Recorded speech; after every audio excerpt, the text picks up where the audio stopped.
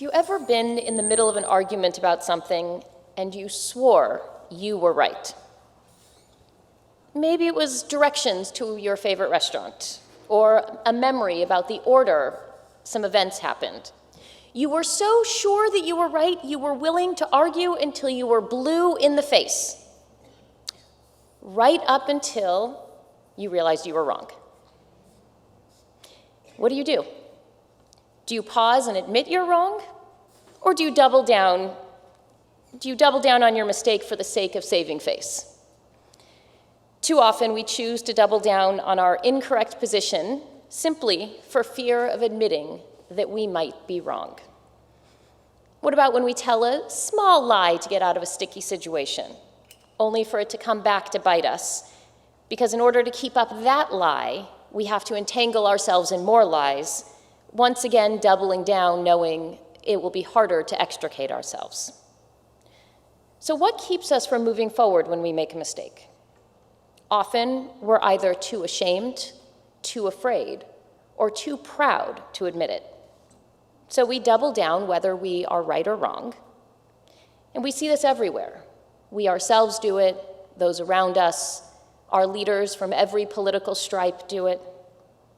So why are we so quick to dig ourselves into a hole when we know that the truth will eventually come out, and that we will be worse off than if we had just fixed it when it was a smaller issue? Because we live in a society that tells us that admitting defeat or failure of any kind is a sign of weakness. And so we avoid it at all costs, even at our own peril. But of course, our generation is not the first to have this fault. Like so many of our human failings, we see this in our own biblical ancestors. We can even go as far back as Adam. When God calls him out for eating the forbidden fruit, he says, "What? I simply ate the fruit Eve gave me." And Eve, of course, says, "The snake told me to do it." Imagine how different God's reaction might have been if Adam simply admitted he did something he wasn't supposed to do and apologized for it. Maybe we would all still be lounging in Gan Eden. We see a similar pattern later on in the Bible with the golden calf. When Moses comes down the mountain, he asks Aaron, "What have you done?" And Aaron responds, "I said to them, the Israelites, 'Whoever has gold, take it off.' They gave it to me. I threw it in the fire, and out came the calf."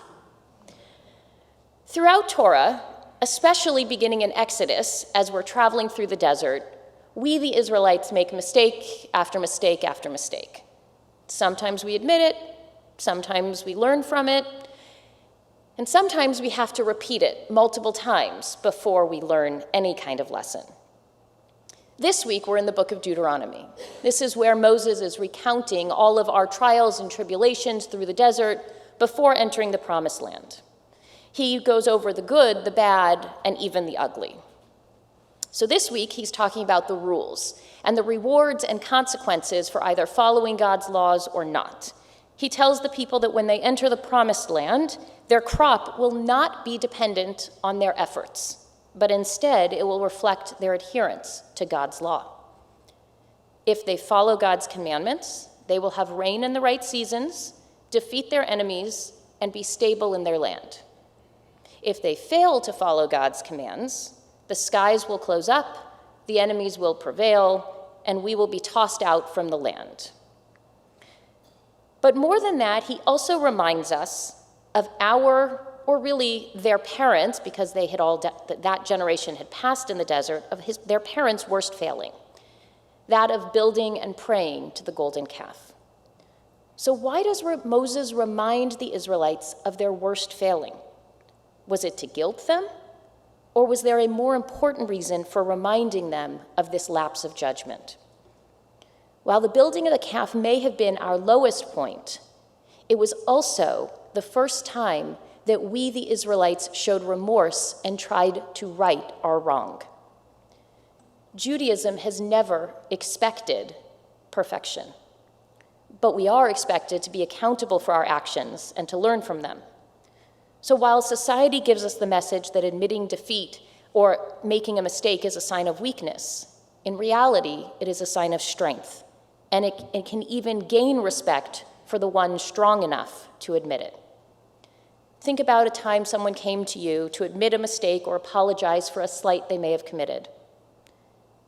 We often respect them for having the courage to come forward. So why is it so hard to admit our mistakes? Why are the words, "I was wrong," some of the hardest words to utter?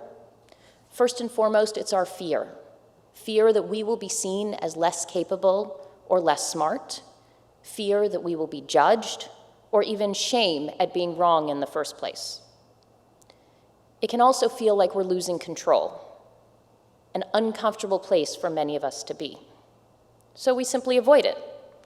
But by avoiding it, we often find ourselves more entrenched and entangled in our failings.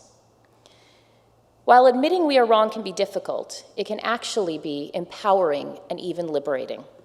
By recognizing that we are fallible and seeing that we can recover from it, it can also lessen the pressure on ourselves to reach for perfection.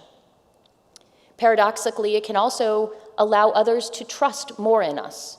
For once they know we are willing to admit to mistakes, they're also more willing to honor and trust that we are right.